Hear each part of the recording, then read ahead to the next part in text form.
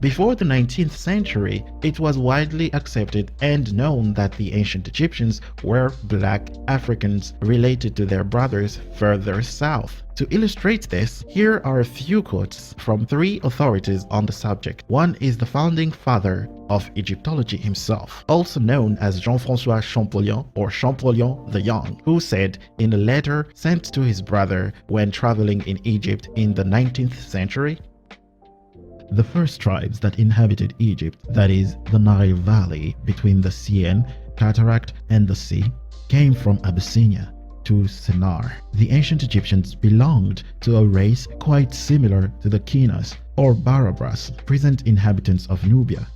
In the Copts of Egypt, we do not find any of the characteristic features of the ancient Egyptian population. The Copts are the result of crossbreeding with all the nations that have successively dominated Egypt. It is wrong to seek in them the principal features of the old race." He goes on to say, "This manner of viewing the tableau is all the more accurate because on the other tombs the same generic names reappear, always in the same order. We find there Egyptians and Africans represented in the same way, which could not be otherwise but the Nama or the Asians and the Tamu or the Europeans present significant and curious variants." End of quote.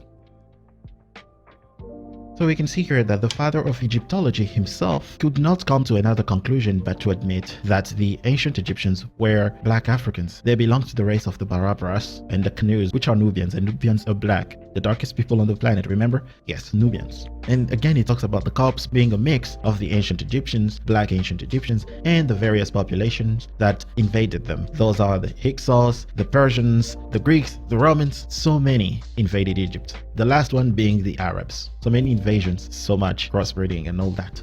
Again, not me who's saying it. Here is Jean-François Champollion, father of Egyptology, the first man to have deciphered the hieroglyphics. He came to the same conclusion that anyone would come up with when looking at the various ancient Egyptian paintings and statues representing typical African features. I'm not the only one who has said that. Many European scholars prior to the 19th century said the same thing. The other scholar is Constantin François, Comte de Volnay, a French philosopher and savant, specialist of the Orient, born in 1757, who wrote in his book about the travels in Egypt and Syria.